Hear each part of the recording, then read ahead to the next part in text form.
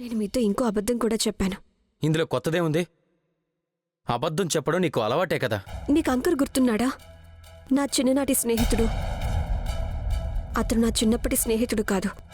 ఇంత క్రితం ఎప్పుడు నాకు అతని పరిచయం కూడా లేడు. అతని సింధూరికి కావలసిన వాడు. సింధూరికి పరిచయస్తుడు, నాకు కాదు. నేను మా పుట్టింటికి వెళ్దామంటే మీరు నాతో రానని చెప్పారు కదా. అప్పుడు నాకు దారిలో అంకుర్ కలిశాడు. అతనే చెప్పాడు. మా అమ్మ హత్యకు ఏకైక సాక్షితను సింధూరి గత 8 నెలలుగా కోమాలోనే ఉంది. సింధూరికి జ్ఞాపక శక్తి తిరిగి రావడం చాలా ముఖ్యం. లేదంటే మా అమ్మను హత్య చేసిన వాళ్ళకి శిక్ష పడడం చాలా కష్టం. సింధూరికి జ్ఞాపక శక్తి తిరిగి వచ్చింది. ఎందుకంటే నిన్న తను హఠాత్తుగా నాతో ఒక విషయం చెప్పింది. తనే గనుక మా అమ్మను హత్య చేసింది ఎవరు చెబితే వాడిని వదిలిపెట్టనంది. నేను ఈ విషయాలన్నీ మీకు ముందే చెప్పాలనుకున్నాను, కానీ నాగపంచమి కారణంగా చెప్పలేకపోయాను. మీకు నా మాటల మీద నమ్మకం ఉండదేమో అనిపించింది నాకు. అంతేకాకుండా నేనేదో నాగపంచమి సవాలును ఎదుర్కోలేక వంకలు చెప్తున్నానని అనుకుంటారనిపించింది. ఇప్పుడు పరిస్థితి ఏమో పూర్తిగా చేజారిపోయింది.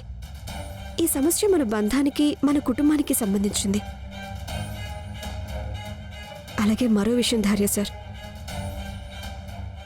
అంకుర్ సింధూరితో పాటు ఈ విషయంలో మన కుటుంబ సభ్యులెవరో సింధూరికి అండగా ఉన్నారనిపిస్తుంది. ఎవరు? ప్రతాప్ సార్. నాకు తెలుసు, నేను పేరు చెప్పగానే ఆశ్చర్యపోతారని, కానీ ఇది సత్యం. నేను కళ్ళతో చూశాను.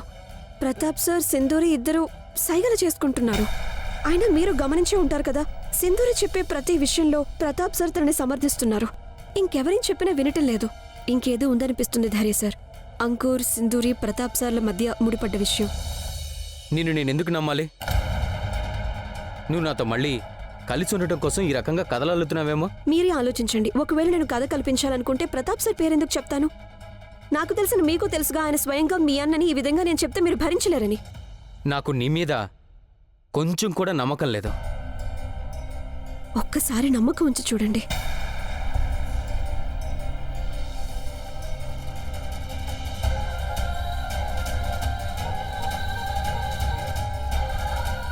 నేనేమీ తెలుసుకోవాలనుకోవడం లేదు. వెళ్ళెక్కడి నుంచి అవుట్.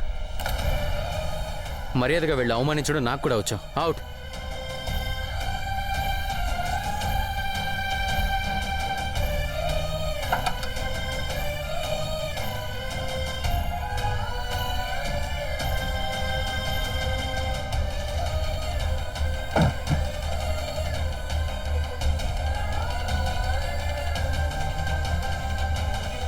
దేవి స్వర్ణరేఖ, మన తప్పులన్నీ సరిదిద్దుకునేందుకు అన్నిటికంటే శ్రేష్టమైన మార్గం ప్రాయశ్చిత్తమని అంటారు. అది మీరు చేశారు కాబట్టి నిర్మలమైపోయారు. మీరు చేసిన సేవతో నేను సంతోషించా. ఇక మీరు ముక్తులు.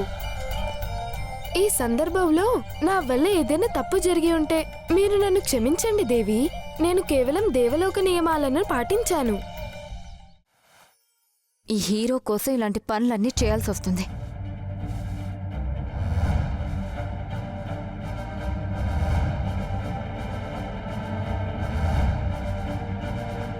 ఎక్స్క్యూజ్ మీ,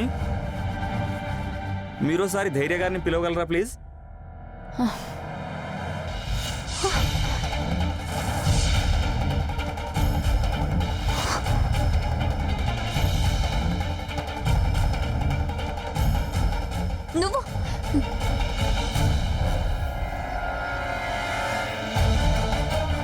నువ్విక్కడేం చేస్తున్నావు? అసలు నువ్వెవరు అడగడానికి? చూడు నువ్వు. సింధూరు నాకు ఇంకా కాఫీ తీసుకురాలేదేంటి?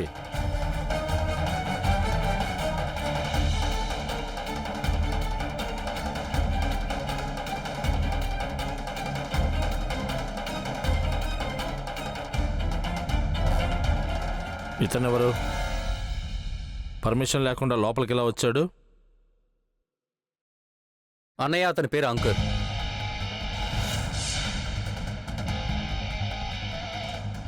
అతన్ని నేనే పనిలో పెట్టుకున్నాను.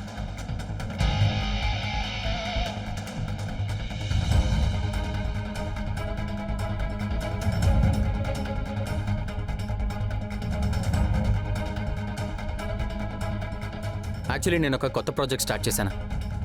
దానికి డిజైనింగ్ అంతా అంకురే చేస్తున్నాడు.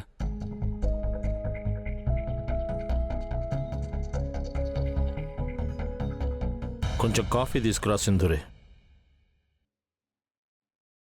ఇవన్నీ ఎక్కడో చూసినట్టు నాకెందుకు అనిపిస్తుంది?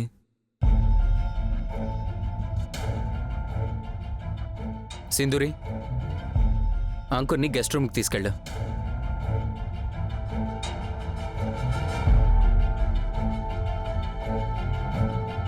నువ్వు నాతో పడరా. నీతో ఒక ముఖ్యమైన విషయం మాట్లాడాలి. అలాగే.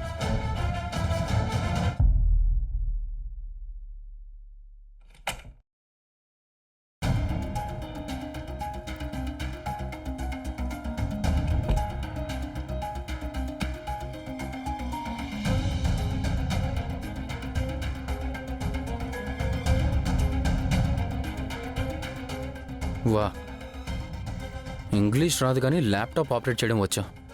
ఇంత క్రితం వచ్చేది కాదు. కాకా నేర్చుకోమంటే టీను బంగారం దగ్గర నేర్చుకున్నాను ఫోన్లో.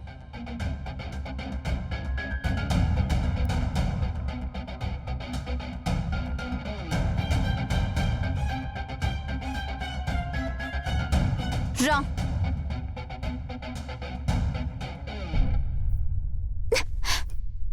నువ్వు ఇక్కడేం చేస్తున్నావు? ఇదే ప్రశ్న నేను నిన్ను అడుగుతున్నాను. నువ్వు ఇక్కడేం చేస్తున్నావు? అయినా ధైర్యం వల్ల నీకు నువ్వేలా పరిచయం? చూడు, ఒక ఆడపిల్లకి జీవితంలో మంచి కుటుంబం దొరకడం చాలా ముఖ్యం. ఆ, అలాంటి కుటుంబమే నాకు ఇక్కడ దొరికింది. అందుకే నేను ఇక్కడికి వచ్చాను. దాని అర్థం? అంటే నేను ఈ ఇంటి కోడల్ని కాబోతున్నాను. సింధూరికి పిచ్చెక్కిందే. దీనికి మొదట పాడైపోయింది. అయినా నువ్వెందుకు ఇంత కంగారు పడుతున్నావు? చూడు, నేను కొన్ని హిడెన్ కెమెరాస్ పెట్టించాను. వాటి ద్వారా మనం సింధూరిపై కన్నేసి ఉంచొచ్చు. అలాగే అంకుర్ మీద, ప్రతాప్ అన్నయ్య మీద వాళ్ళు ఏం చేస్తున్నారో ఏంటన్నది తెలుసుకోవచ్చా? నీ ఉద్దేశం ఏంటి? నువ్వు తిప్పి తిప్పి మాట్లాడి నన్ను నమ్మిద్దాం అనుకుంటున్నావా? ఆ? నేను మళ్ళీ అడుగుతున్నాను, చెప్పు. మా అమ్మని హత్య చేసింది ఎవరో మర్యాదగా చెప్పేసేయ్. నేను నీకు చెప్పను. ఏం చేస్తావు? నువ్వు ఊహించింది చేయగలను. చూస్తావా?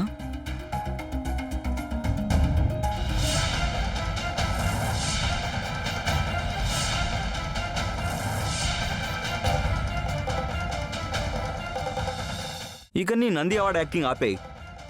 ఈరోజు నువ్వు గనక నాకు నిజం చెప్పకపోతే నేను చనిపోయిన మా అమ్మ మీద ఒట్టేసి చెప్తున్నాను, నేను నీ ప్రాణాలు తీసేస్తాను.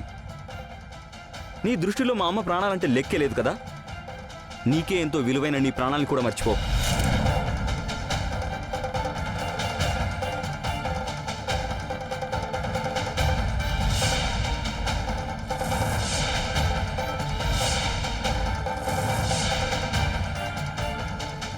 అంకుర్ని ఎలాగైనా ఆపాలి. ఆగు. అతను సింధూరిని కాలుస్తాడు. ఏమీ కాదు సంతోషి, తను కాల్చడా. అంకుర్ కాలుస్తాడన్న టెన్షన్లో సింధూరి నోరు తెరిచి జరిగిందంతా చెప్తుందేమో.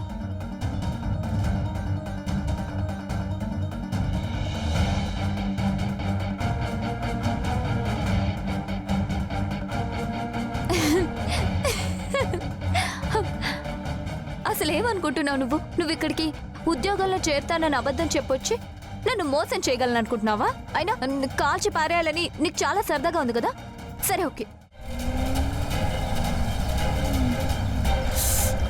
ఓ